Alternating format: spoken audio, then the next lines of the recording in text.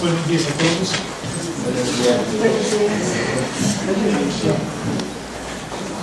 Hoy, para iniciar las actividades académicas de esta Feria del Libro, vamos a empezar con una conferencia magistral que va a impartir el doctor Alfredo López Ostra. El nombre de la conferencia es Características Generales de la Iconografía Mesoamericana.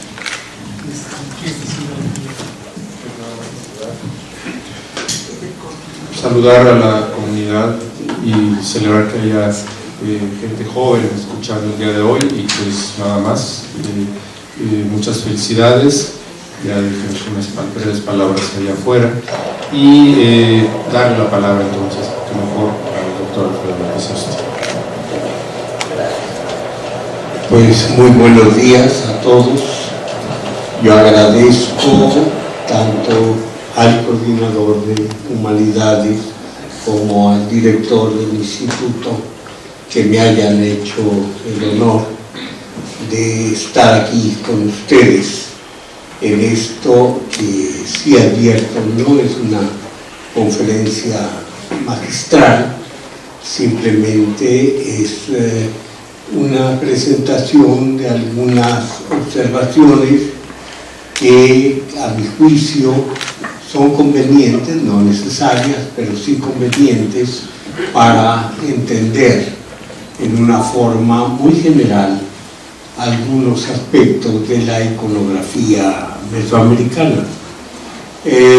Tenemos que considerar que la iconografía no es simplemente una clave para entender los significados de las manifestaciones, ya sea artísticas o no artísticas.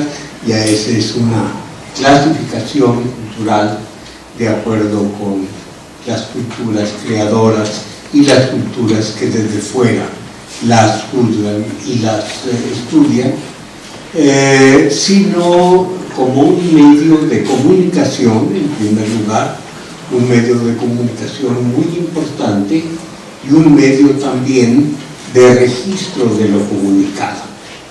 Se trata de dos aspectos que tienen que tomarse muy en cuenta, porque las representaciones, y sobre todo algunas de las representaciones, deben ser estimadas no simplemente como tales, sino también dentro de la cultura mesoamericana como elementos que guardan esencias, que establecen parentesco, establecen, en una palabra, coesencia con los objetos, con los seres que están representando.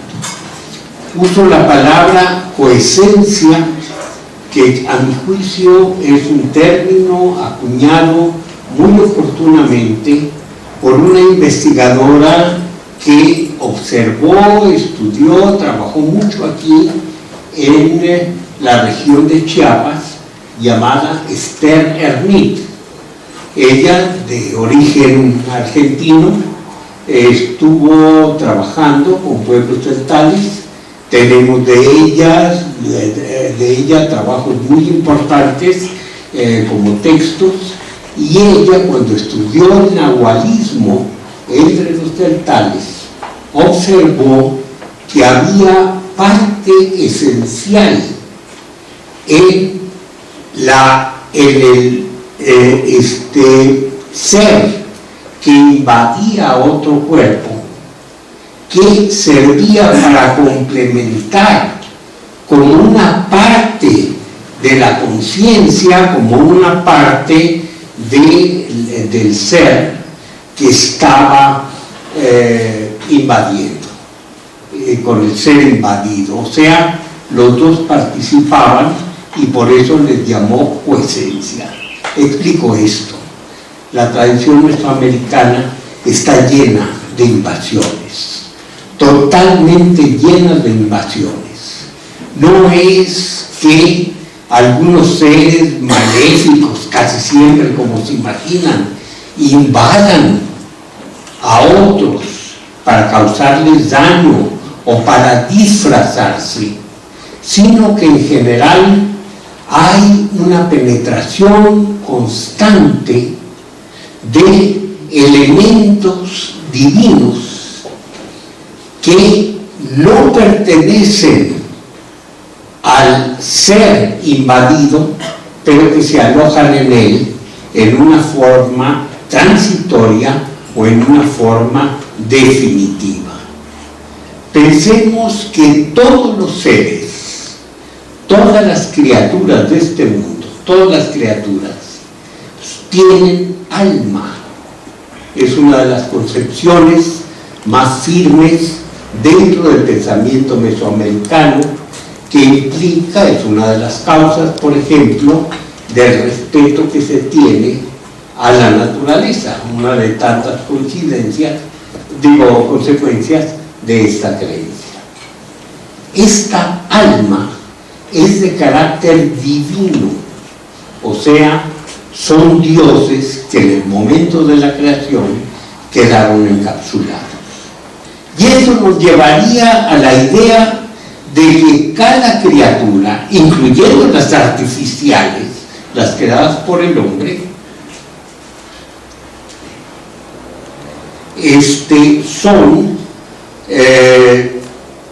son seres que se transformaron, siendo divinos, se transformaron por medio de un viaje al inframundo y quedaron convertidos esos dioses en criaturas.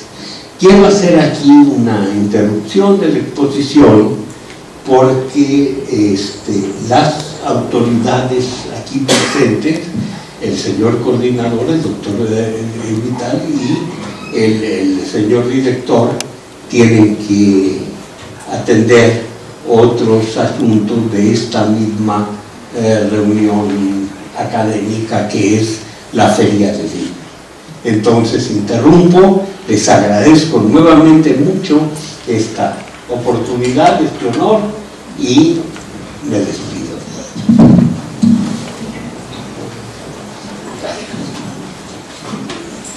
Alberto. Estábamos muy contentos escuchando su exposición, pero sí, tenemos que llegar a la parte administrativa. Mucho la parte académica.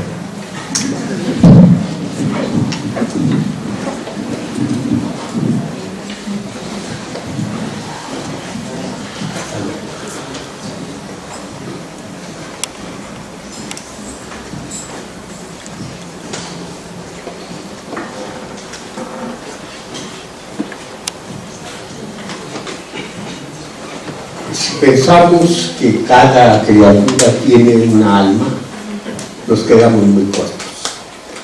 Realmente hay un complejo de almas. Hay distintos seres sagrados dentro de cada individualidad, y esto hace que el hombre tenga todo un cóctel de dioses que están dentro de su cuerpo, más que dentro de su cuerpo, integrando su cuerpo, porque son parte de su cuerpo y explican incluso muchas de las funciones fisiológicas del organismo. Entonces, ¿qué es lo que sucede? Cuando el ser humano es invadido, tenemos que se hace que la conciencia, que el ser mismo del hombre sea transitoriamente el resultado del juego de todas sus almas. O sea, están contribuyendo todas a crear su conciencia, su voluntad, su inteligencia, su pensamiento. El hombre responde a esta colectividad de seres. Entonces, muchos de ellos son seres invasivos, como digo, temporales o transitorios o definitivos. Pongamos un caso, simplemente alguien ingiere una droga o alguien ingiere una bebida alcohólica. ¿Qué es lo que sucede? que dentro de él existe un elemento nuevo, y este elemento nuevo va a contribuir, cuando menos durante el tiempo que esté dentro de aquel ser, va a contribuir a su conciencia, a sus acciones, a sus pasiones, a sus actos de voluntad. Después se irá, pero por un momento formó parte de lo más íntimo del individuo. No pensemos entonces en seres humanos, pensemos en objetos, en soportes, en imágenes. ¿Qué es la imagen de un Dios? Simplemente es lo mismo, es un recipiente. Y ese recipiente se carga de la fuerza de aquel Dios, tiene un pedazo de aquel Dios, hasta el punto de que es sagrada para quien se encuentra frente a esa imagen. El Dios no es la piedra, no es el palo, no es lo que tiene dentro. ¿Por qué? Porque la figura puede ser tan característica de Dios que el Dios se ve en ella y se traslada para convertirse en la esencia de aquel objeto. Ese es el sentido de las imágenes en el mundo mesoamericano.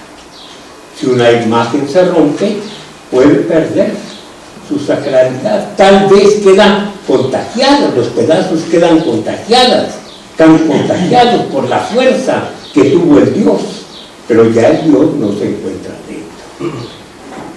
Esto nos lleva entonces a tener una noción totalmente distinta de lo que son los objetos representativos de los dioses.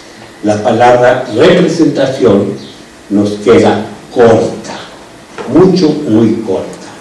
Podemos mejor decir que las imágenes visuales de lo que sea comparten esencia con lo representado, entre comillas. O sea, son una parte del ser que está figurado en ellas.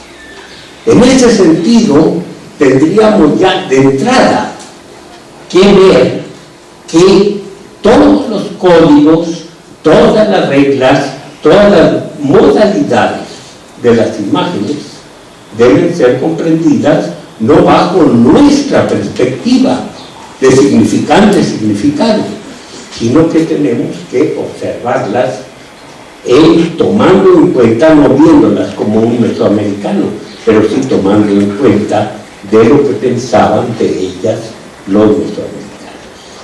Y por eso creo que, aunque sea a mata caballo, aunque sea de una manera rápida, es útil, es conveniente tener una idea de cuáles son los principales rasgos de la iconografía.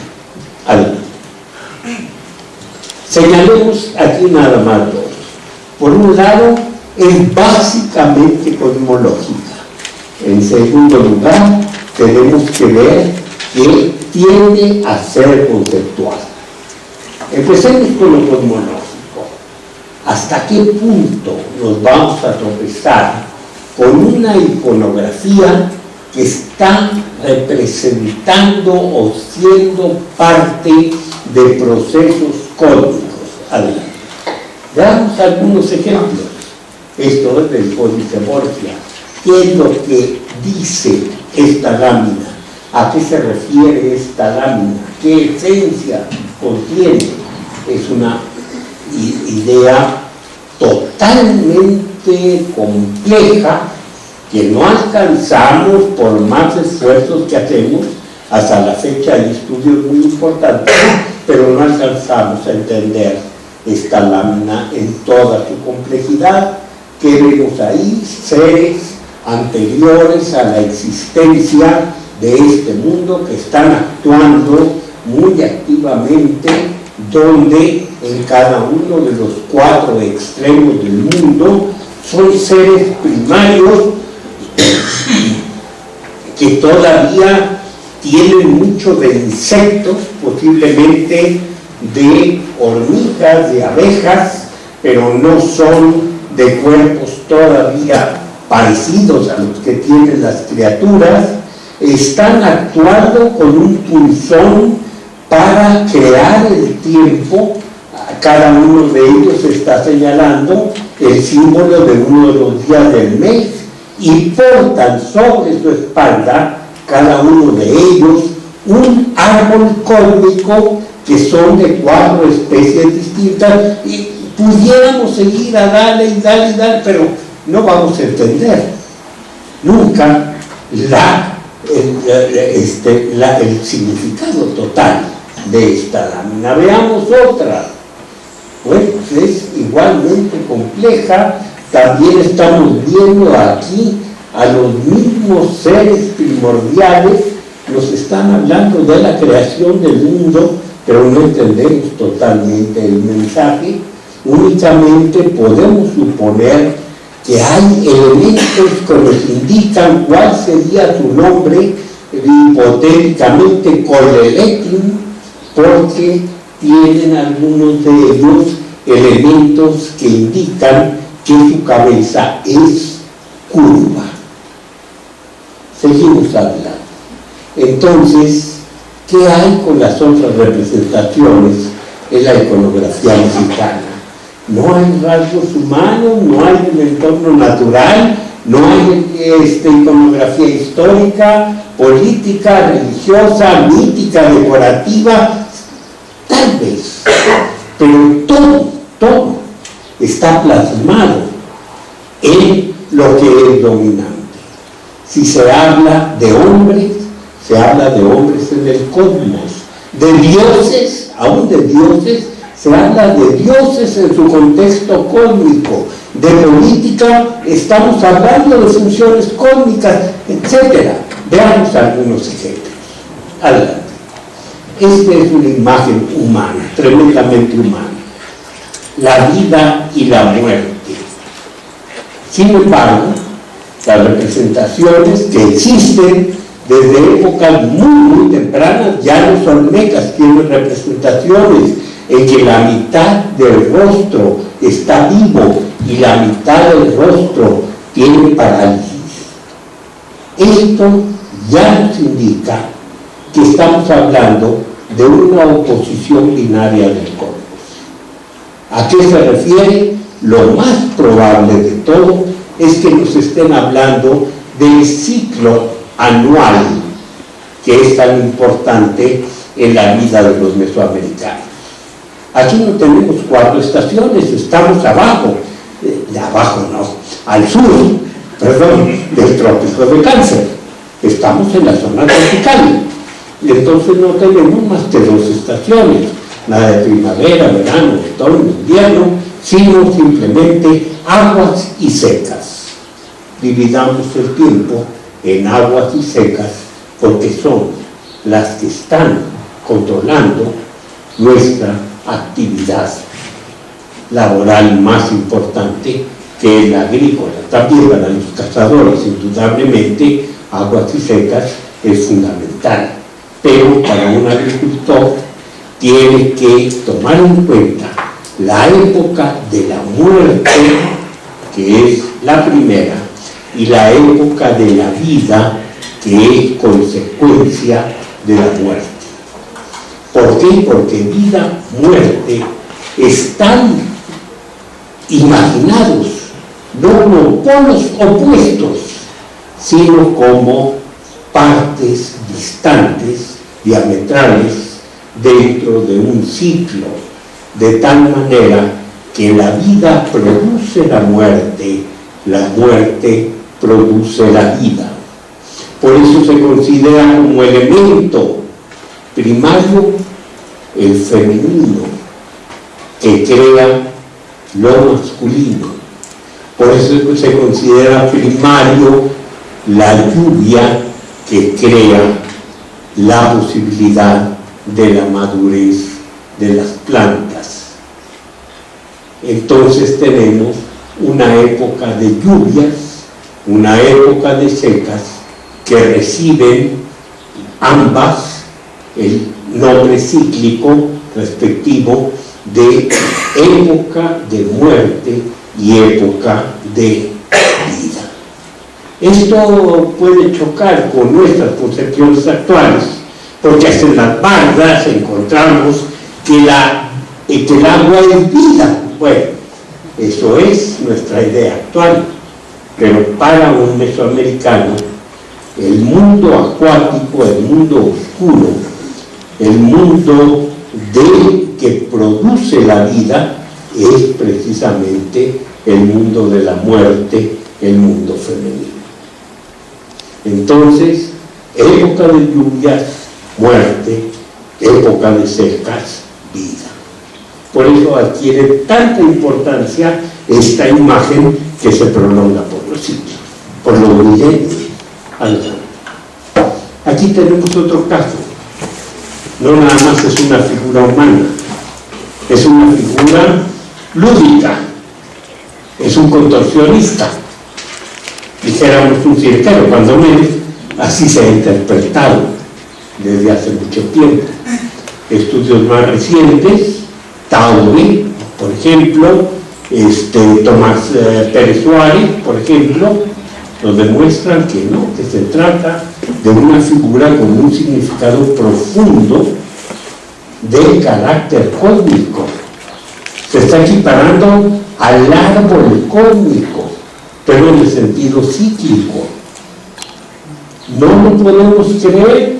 Bueno, buscamos símbolos. ¿Cómo encontramos símbolos en una figura humana desnuda? Algo tiene que tener, sin embargo, que lo identifique. No se ve tan claro aquí, pero si ustedes se aproximan a la figura real, encontrarán que del lado izquierdo tiene el cabello lacio, del lado derecho tiene el cabello crespo. Es lo que conocemos entre los símbolos, no de esta época, sino ya de la época de la conquista. ¿Quiénes son los de cabello crespo? Los seres que están relacionados con la muerte. ¿Quiénes son los de cabello lacio? Los seres que están relacionados con la vida. Por eso el sol se representa no nada más pelirrojo, sino pelirrojo, pero con el cabello totalmente lacio. Ahora, el paisaje, este es un paisaje, pero un paisaje tremendamente significativo. Vean ustedes los montes, cada uno de los que están de estos promontorios que están señalados en la parte superior es un monte de Oaxaca o de Puebla, tal vez. No sé exactamente la ubicación referente a esta lámina, pero no hay una representación simple del sitio, sino que está representando su significado dentro de un contexto que, si se ve un poco más a fondo, nos remite a un orden cósmico. Adelante. ¿Qué es esto? Historia. Pero vean ustedes esta historia plasmada totalmente de figuras religiosas, de figuras cósmicas, de figuras calendáricas. Todo está inmerso en ese mundo de la representación del cosmos. Adelante. Aquí tienen dos imágenes de carácter humano, pero humano muy político. Son tumbas. Están hablando de linajes, pero el linaje tiene que relacionarse necesariamente con el cosmos. Hay una figura que es muy significativa y que ha recibido el nombre, a mi juicio, no muy correcto, de las encías del cielo. Dijéramos las encías de un nivel celeste. Son estas. Y son las encías del jaguar. Miren ustedes, tremendamente estilizado, pero aquí se ven estos dos puntos, son las narinas del jaguar. Se le ven únicamente los hoyos de la nariz.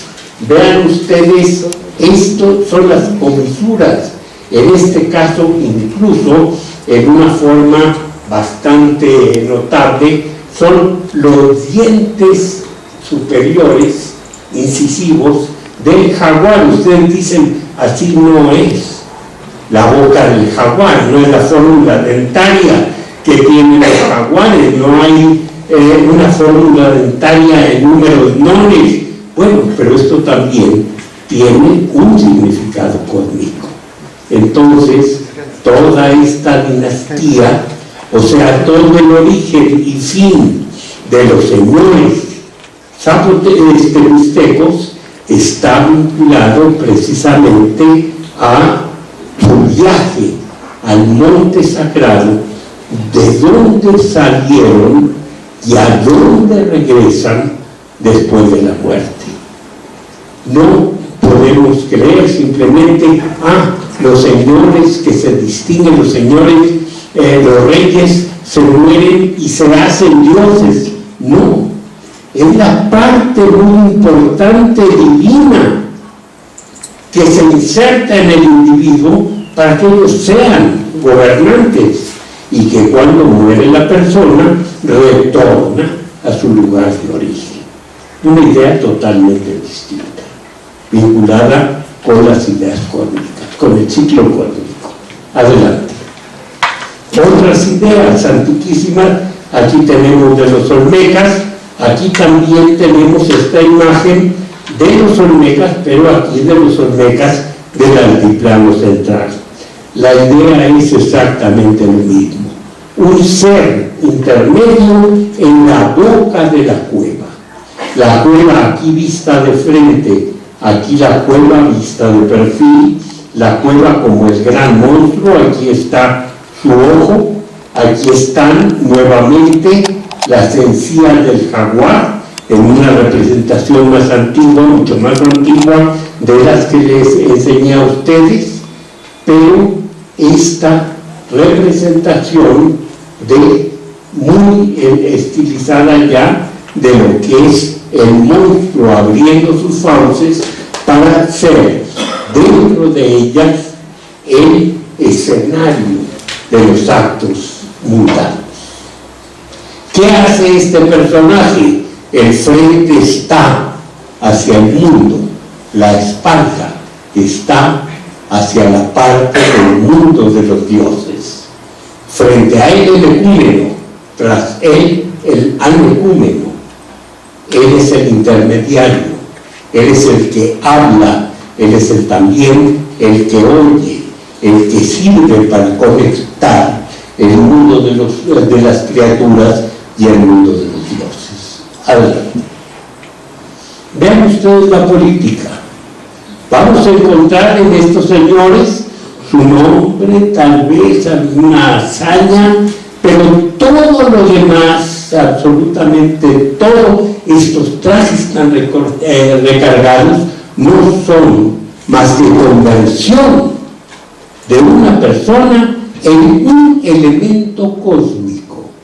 Si nosotros vemos el Mazla, no es Mazla, es Maya, el creo, ¿sí? Salvador, el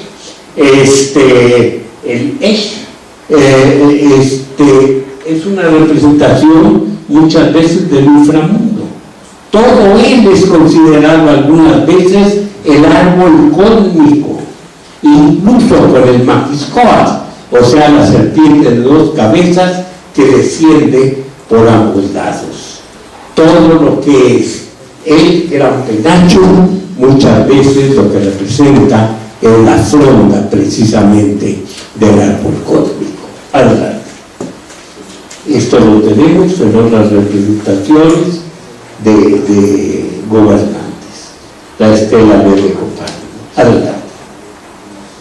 ¿Qué es lo que sucede con los dioses? Nuevamente, son ellos son las personas divinas, pero no por eso dejan de estar cargados de símbolos cósmicos que indican cuál es el contexto al que se están refiriendo. Un ejemplo nada más, para no cargarlos aquí de tanto detalle. Aquí tenemos a esta diosa, es la diosa de los pecados, la diosa de la reproducción, la diosa que da la pasión sexual a los seres humanos para la reproducción y también la que se come. Todos estos pecados, cuando son relaciones pecaminosas, en un ciclo del poder libidinoso.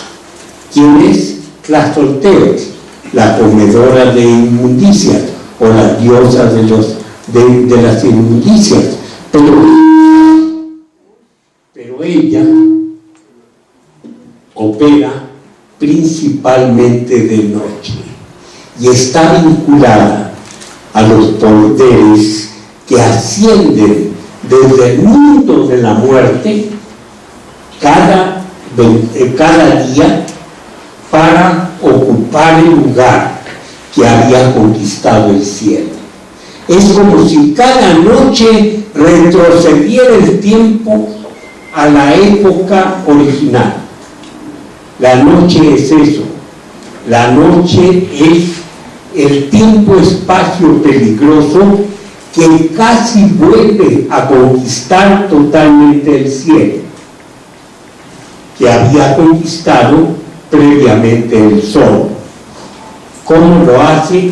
Ascendiendo por los pisos cósmicos para llevar la noche al firmamento. ¿Cómo se puede observar esto en un símbolo particular? Le he dado el nombre, no he encontrado ninguna razón para llamarlo así, sino es un nombre inventado de Huecolilqui, o sea, aquella figura que va haciendo un viaje de ida y retorno que indica cómo suben y cómo bajan los seres por los distintos pisos cósmicos. ¿Qué es lo que lleva? La noche. Es un ascenso de la figura de la noche que permite la acción de esta diosa que entre todos sus símbolos está repitiendo constantemente la presencia del astro nocturno de la noche. Adelante. Domingos tenemos lo mismo, no es nada más el relato, es un relato que se sucede, pero en el que se marca tremendamente el sitio cósmico donde un proceso está dando lugar y se narra no simplemente como proceso, sino como una aventura.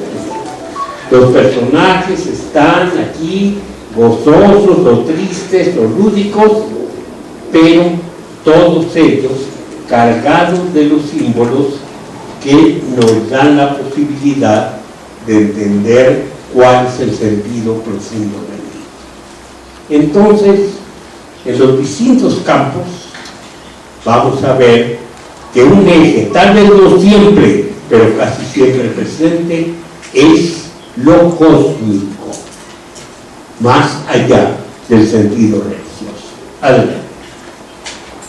El adorno. Vean ustedes este pez, muy antiguo, es de aquí, del altiplano central. Este pez es muy realista. Aquí tiene algunos adornos. Aquí una escena mítica. Aquí tienen uno de las aves cósmicas y muchos adornos.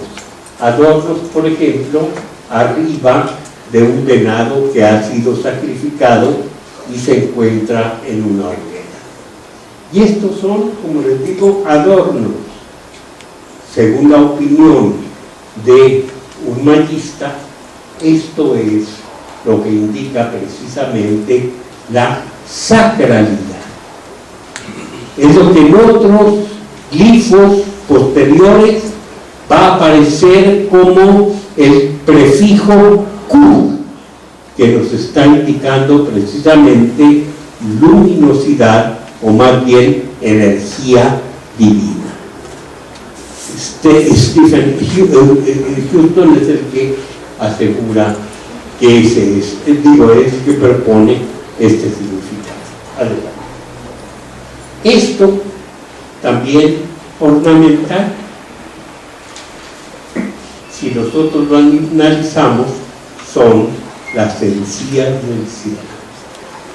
Y así vamos viendo cómo se nos acaban los adornos, se nos acaban los símbolos, o se nos acaban los meros diseños sin ningún significado, que están únicamente, como dicen, para llenar espacios, para embellecer la figura. Se nos acaban y se nos hace todo un espacio cargado totalmente de un sentido que necesitamos desentrañar.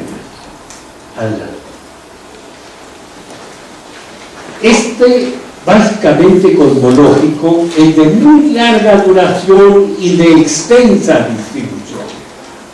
O sea, tenemos uno de los problemas básicos de Mesoamérica: la continuidad, la amplia distribución de los significados. Esto se nos pierde con los estilos, pero en el fondo existe esta liga.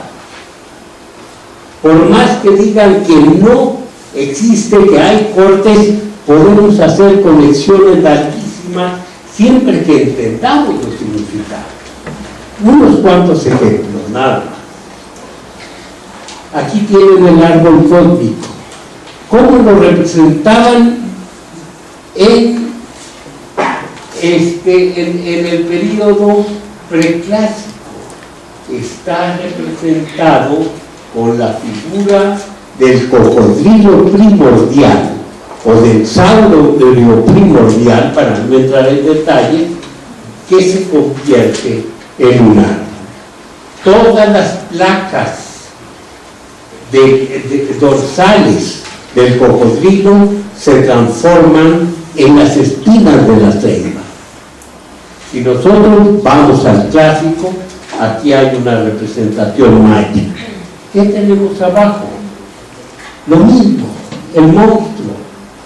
¿Cuántos siglos han pasado de aquí a acá? Si vamos a las vísperas de la conquista, ¿qué tenemos? Esto. Lo mismo. Aquí la ceiba, en su sentido de ceiba borracha, o de palo borracho, como le dicen en Argentina, por esta forma de botella que tiene, pero de todos modos su cabeza de cocodrilo. ¿Cuándo aparecen cada uno de estos? Constantemente. O sea, del preclásico al posclásico, hasta vísperas de la conquista. Si esto no es continuidad, no sé qué sea continuidad. El significado es completamente el mismo, el árbol cósmico. En la figura del cerbatán, vinculada con el mito. Aquí lo tienen entre los mayas del clásico, adelante. Teotihuacanos, la distancia es grande, pero está el cerbatanero, está el árbol, están los pájaros cayendo. Adelante. Aquí tenemos una cueva que corresponde al posclásico temprano, el cerbatanero, el árbol, la parte inferior del árbol para indicar que es el árbol cósmico, el ave cósmica el ave a la que les están disparando, y aquí no se alcanza a ver, pero hasta 3 puntitos que llegan a identificar al personaje y que aparecen en el clásico. Aquí tenemos en el posclásico tardío la misma representación del árbol cósmico con el monstruo en la parte inferior, el monstruo acuático, el cerbatanero y el ave a la que les están disparando. ¿Simple coincidencia? No lo creo. Adelante. Por ejemplo, la figura del atado de años que constituye un sitio. Este monolito es Teotihuacán.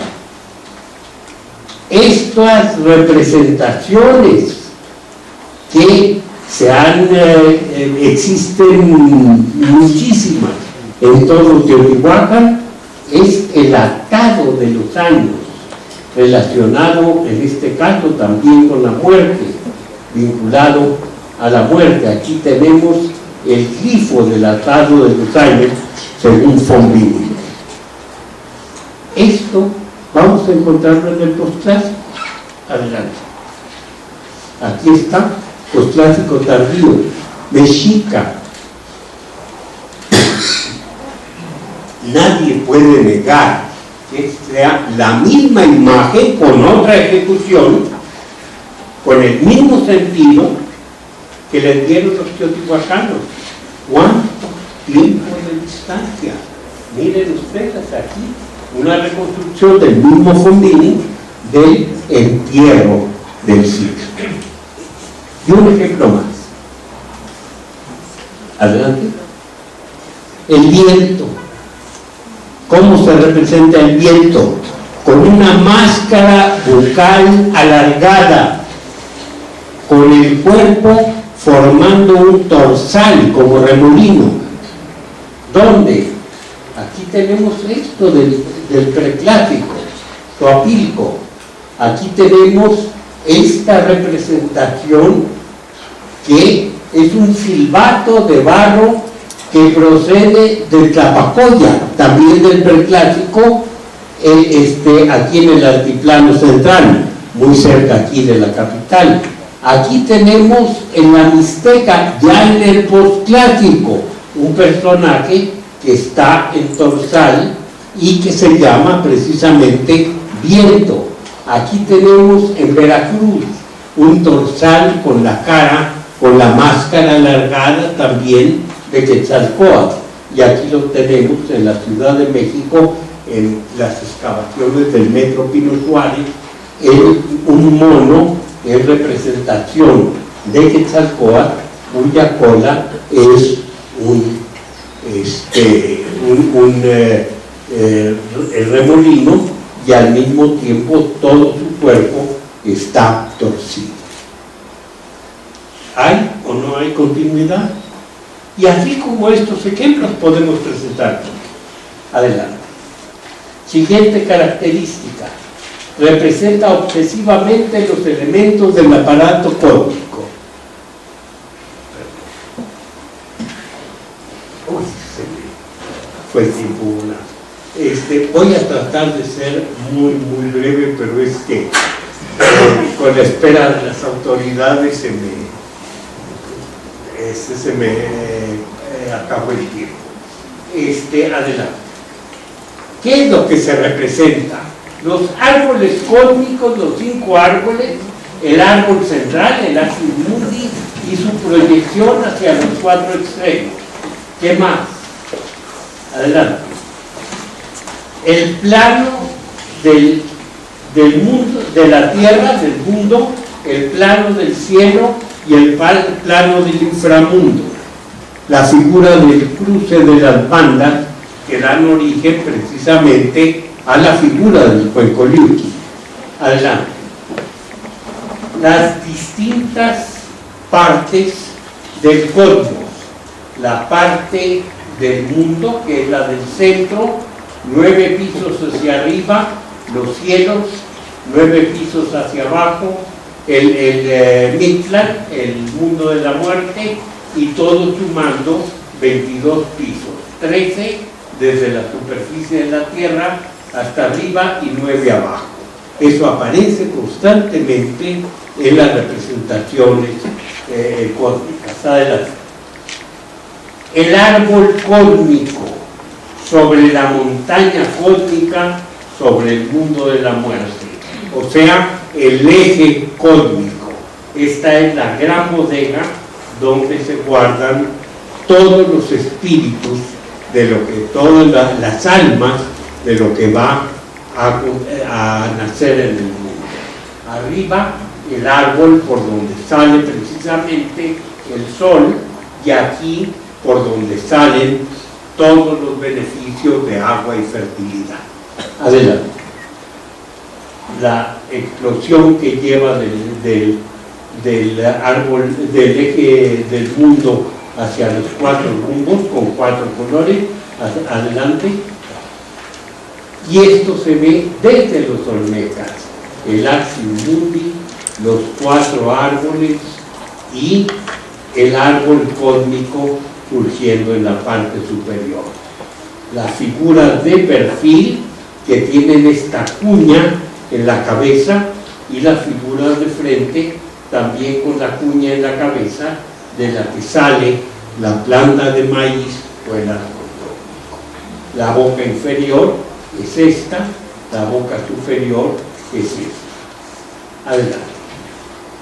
¿Qué otra cosa? El mencionado por Koyuki. El sol lo tenemos aquí siguiendo desde el mundo, desde el inframundo, donde ha estado muerto el sol, todos los días cómo sale y asciende hasta colocarse por el árbol cósmico en la parte superior, pero siguiendo este camino que les he designado como Koyuki. En esta parte, la misma figura, si ustedes observan, eso es Koyuki, que termina como serpiente que lleva entre sus fauces el sol. En esta otra es el descenso, en este caso, de los poderes de la noche. Adelante. El tiempo representado con el cargador. Este es el número del día y este es el signo del día. Se juntan los dos, forman un solo Dios y entonces caminan sobre el mundo. Adelante. Tiende a ser conceptual. ¿Qué vamos a entender por eso? Vamos a ver cómo entendemos esto. Adelante.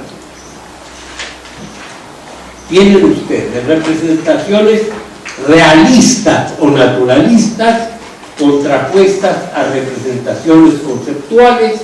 Aquí la figura tiende a captar formas producidas por el reflejo de la luz en un objeto o a imaginar dicho reflejo en un objeto ideal.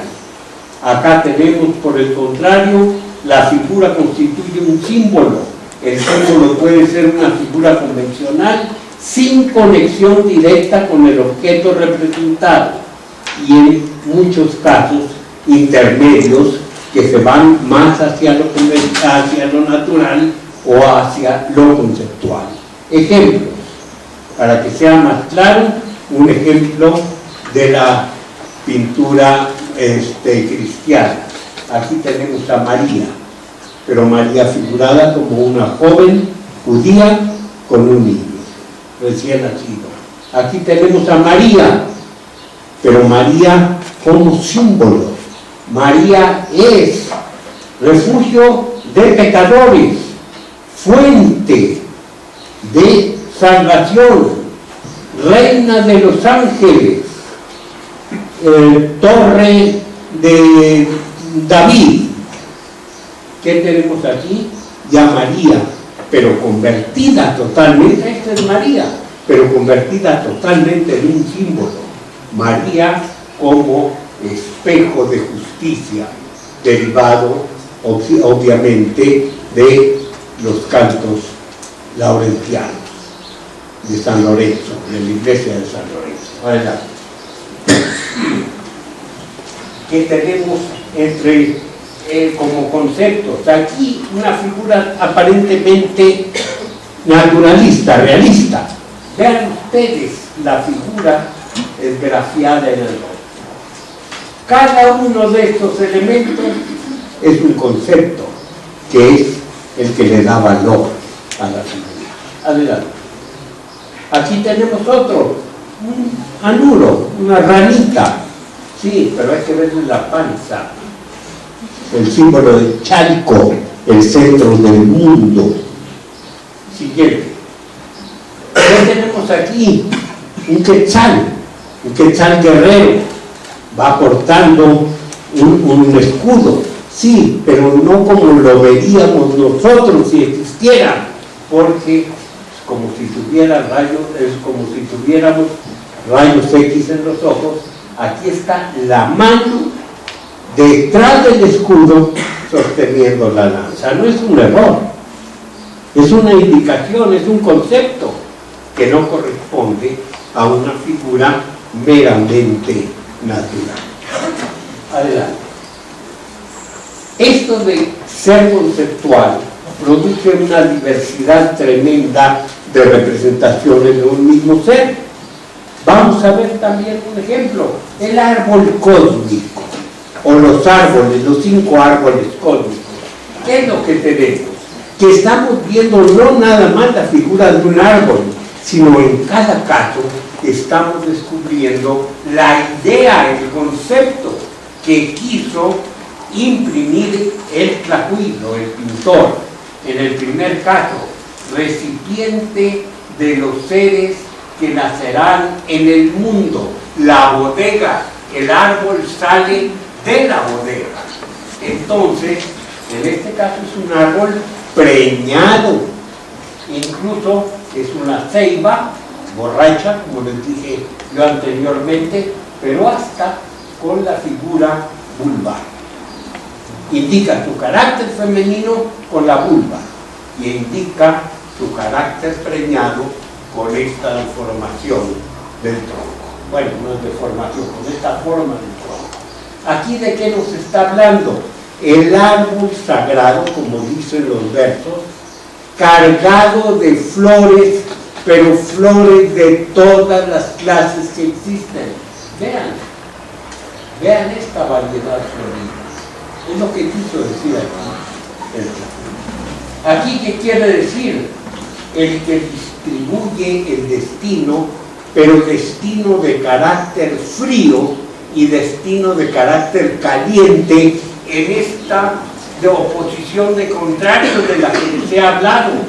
En la sangre que sale del árbol, que eso es otra historia, lleva tejos de oro, lo caliente, y joyas de jade, la representación del árbol. Adelante. Aquí el árbol cósmico no es ni siquiera un árbol, es un templo. Son 4 templos que están en los 4 extremos del mundo y que los une precisamente el cuenco libre. Aquí es una casa, el árbol se pandea totalmente, abajo está el cocodrilo, aquí está otra manifestación del cocodrilo, esta cabeza, y el árbol se curva para ser la casa del sol.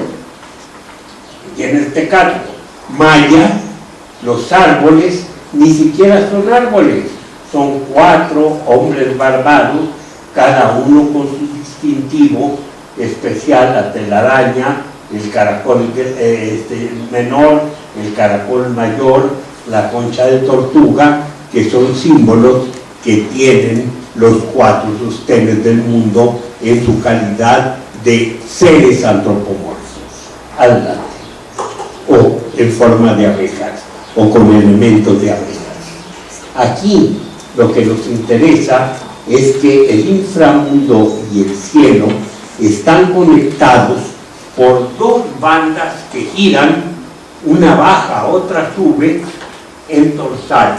Lo que sube es lo frío del inframundo, lo que baja es el calor del cielo y constituyen el cruce de los colores amarillo y azul verde. Aquí el árbol dentro del cenote como distribuidor de la lluvia. Fíjense el tronco mal dibujado, pero también es un malinari, un torzal.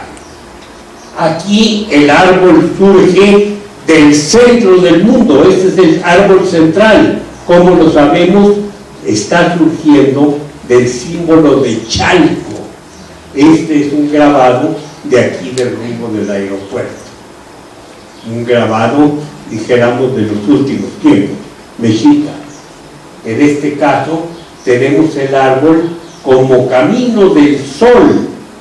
Es la casa del sol que hace que el sol suba por el interior del árbol hasta salir al firmamento. Adelante. Aquí tenemos la representación del árbol, pero siguiendo caminos de frío y de calor en 4 árboles, como Cuencoliuqui. Aquí lo tenemos calificado como árbol espinoso únicamente para el árbol del norte. Aquí tenemos esta figura del árbol que está dividido en opuestos complementarios. Arriba esto que ahora es blanco, pero era azul, y esto que es amarillo. El fuego y el agua, el árbol está partido por la mitad, el tronco, y aquí nuevamente, aunque no hable de esto, los símbolos del oro y del chasquihuite, oro, chasquihuite, etc.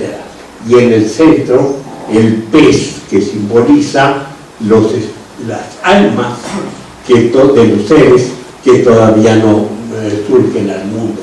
¿Qué tenemos aquí? La conjunción, nos dice Laura Sotelo, una investigadora magista, es la conjunción de los 4 árboles con los 4 colores, pero todos manteniendo el torzal al que me he referido. Adelante.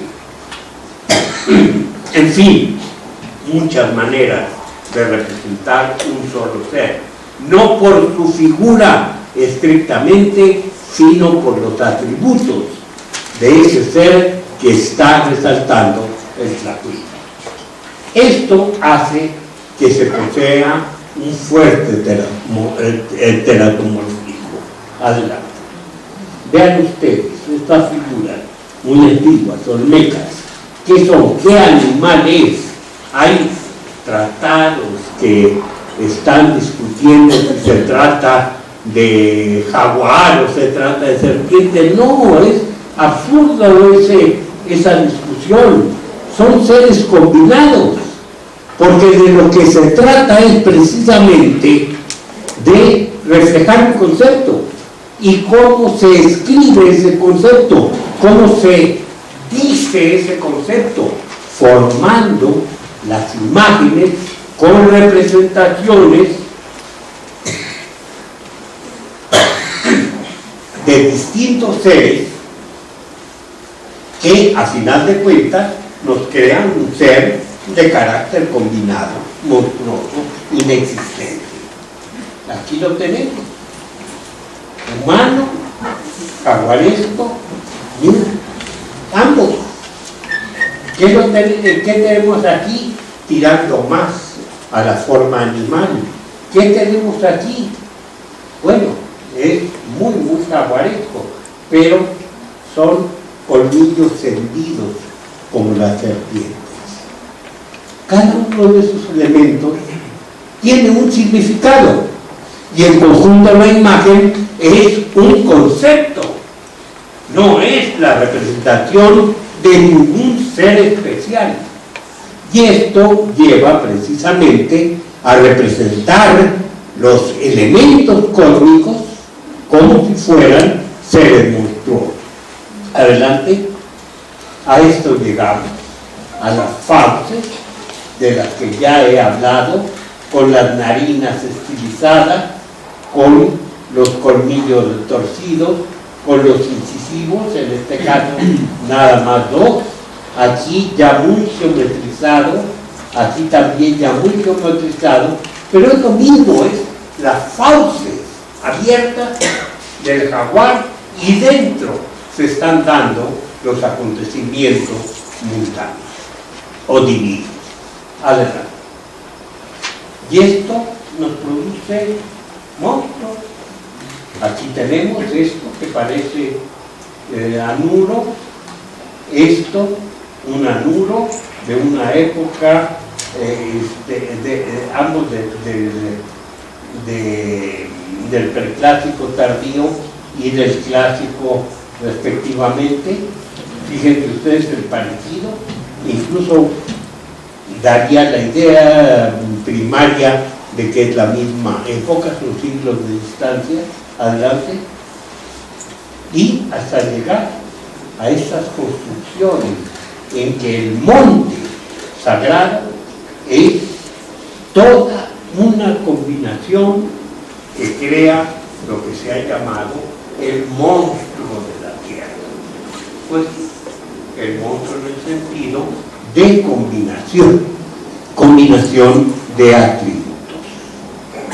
Más recargo es difícil de imaginar. Adelante. Proyecta los planos. No estamos en un plan realista. Podemos dibujar distintos planos sobre una misma superficie. Ejemplo, sacamos de la escritura maya. Adelante. Aquí tienen un glifo, los dos significan lo mismo. Es un glifo que representa una tortuga. ¿Qué es lo que sucede? Aquí, todo el espaldar representado en un plano igual al del plastron. Es el mismo plano, estamos viéndolo de lado. Aquí ya varían las cosas. La parte inferior del caparazón está en esta misma posición, pero esto se ha invertido 90 grados para indicarnos cómo es la superficie de la concha de la tortuga. ¿Qué nos importa eso? Bueno, sí nos importa porque aquí está precisamente la indicación de que el animal en general, aunque no venga el caso, el animal en general representa la superficie de la tierra en su parte superior y todo la parte del hueco del centro por donde transitan los seres, entre ellos los astros, desde el ocaso hasta su nuevo orto en el oriente. Adelante. Otra proyección. ¿Qué estamos viendo? Aquí desde arriba. Es una vista aérea. Y estos 4 señores de 4 colores son los dioses que están sosteniendo el mundo, pero no están representados en la posición realista, naturalista, sino que es como si fuera una caja que la cortáramos y la desdobláramos hacia los lados. De hecho, estas 4 partes forman el contacto con el suelo, pero está desdoblado. Adelante. Aquí tienen lo mismo. ¿Qué es lo que sucede? Esto es el cielo, pero esto sería uno de los lados de la caja vertical, que esta sería la tapa de la caja, esta uno de los lados y este el lado opuesto. Del inframundo sube la noche, del fondo oriental surge el sol como día. Aquí es el sol a mediodía y estos 8 señores están desdoblados también de la caja, porque estos 2 corresponden al, digamos, este y este deberían estar unidos en el este y este en el oeste, estos 2 en el norte y estos dos en el norte y estos en el sur. Se desdobló la caja para hacer un solo plano representativo. Adelante. Y esto es lo mismo, pero es como si la caja tuviera en el fondo la representación del cielo y luego los 4 lados estuvieran simbolizados con este suelo y esta parte superior. Se abre la imagen, nada más que aquí se trataría de un prisma octagonal, no de un prisma rectangular. Adelante. Y por último, ¿qué es lo que sucede con esto? Que un mismo ser está representado y nos referimos a él en los textos, de lo que sea, como distintos seres, como si fueran distintos. No son distintos, es el mismo, pero no es su representación natural a la que nos estamos refiriendo.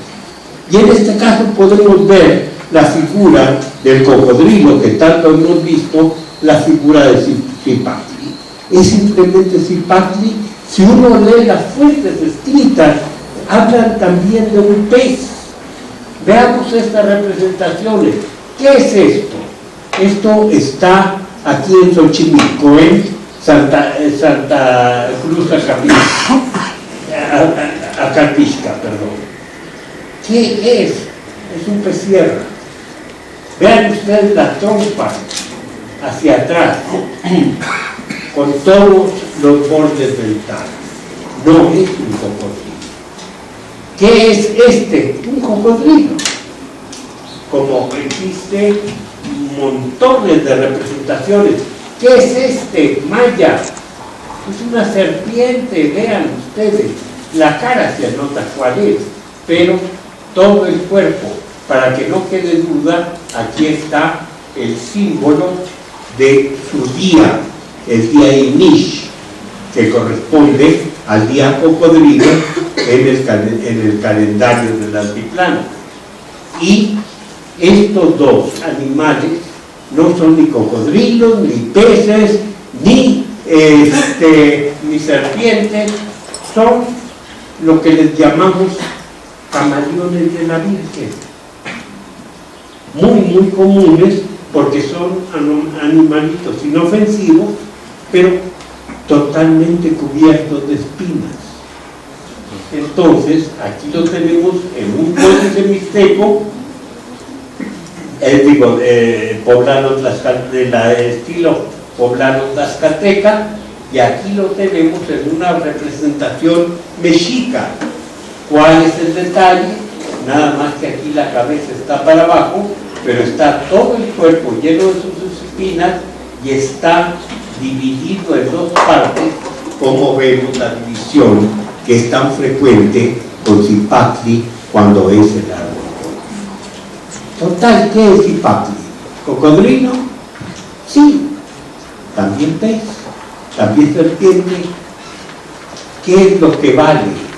Ser frío, femenino, agresivo, que se representa con las espinas, etcétera, etcétera. Total, no podemos de ninguna manera concluir que se esté adorando o representando con un animal. No, estamos viendo representación conceptual. Si no tenemos esto presente, no entendemos las bases de la iconografía. Y esto, señores, se dirá. Muchas gracias.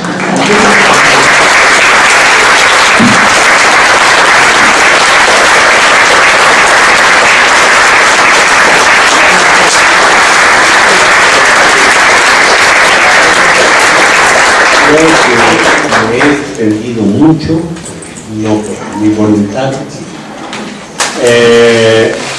pero aunque me han extendido, si alguna persona del público quiere intervenir.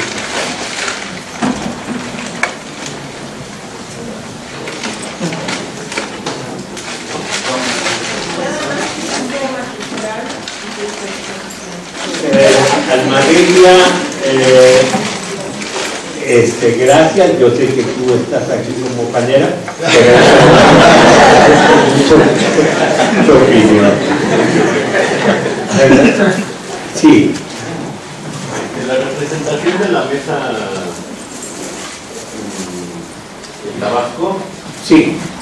también se puede traducir como las fauces del jaguar, ¿no? Como la cueva primigenia. No sé exactamente a cuál figura. Donde está el hombre con el inframundo detrás. Sí. El monte primario, el monte de los... Sí, el monte de los mantenimientos. O sea, es la base del ciclo. Todos los seres que mueren penetran en el monte para ir al inframundo. Descienden al inframundo, sobre todo los seres humanos. Descienden al inframundo, porque es de quienes tenemos más noticias. Allá se limpian. ¿Qué quiere decir limpiar? Quitar todo lo que es la historia, acabar con lo que fue individuo y quedarse únicamente con los elementos esenciales. Estos elementos esenciales, ¿qué se hace con ellos? Ascienden nuevamente hacia la bodega y en un medio acuoso, totalmente acuoso, esperan cuando hay un ser que va a reproducirse sobre la tierra, dijéramos el caso de una mujer embarazada, de ahí se toma esa semilla, se le pone a la mujer embarazada y entonces aquella semilla nuevamente va a adquirir una historia, pero eso es una historia distinta de la que tuvo anteriormente.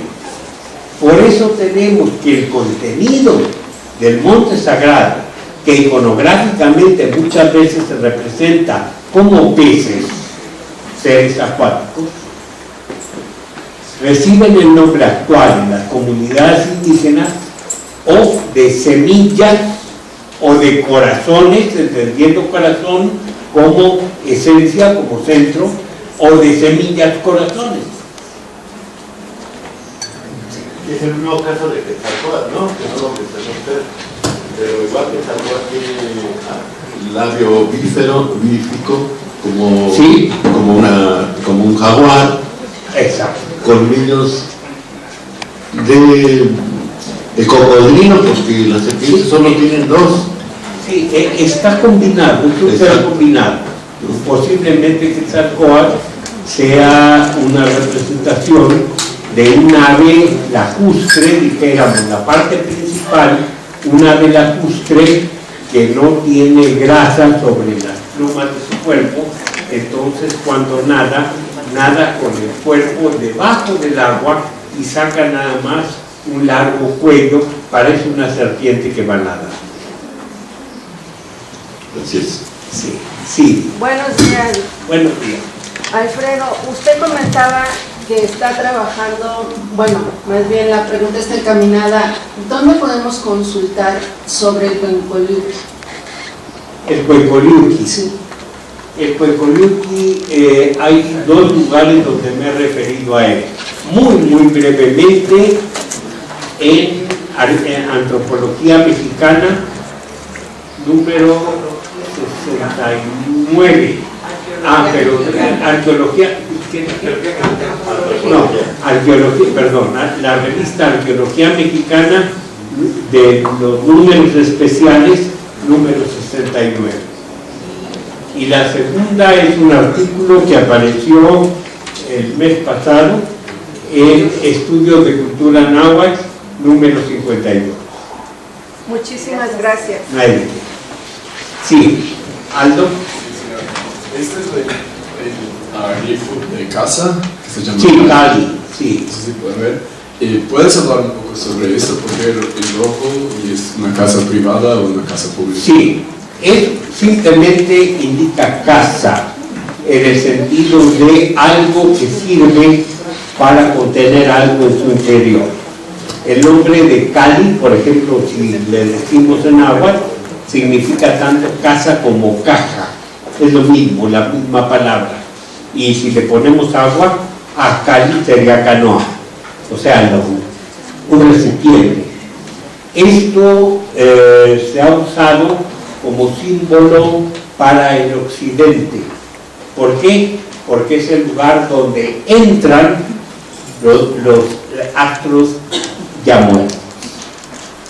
Esto se representa también no con una casa, sino con una boca de serpiente, una boca serpentina.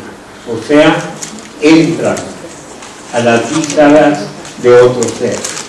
Por ejemplo, el sol luminoso se convierte en un jaguar oscuro, acuático, incluso muerto, y las manchas negras son las manchas de putrefacción. Allá, en el mundo de la muerte, adquiere nuevamente bríos. El sol termina muy cansado en su jornada, pero la muerte, con el frío de la muerte, lo rejuvenece. Y entonces, ese nuevo brío lo hace salir nuevamente por el oriente para conquistar el cielo que por unas horas le ha sido arrebatado. ¿Perdón? No sabría el detalle. Ya son las 6. Bueno.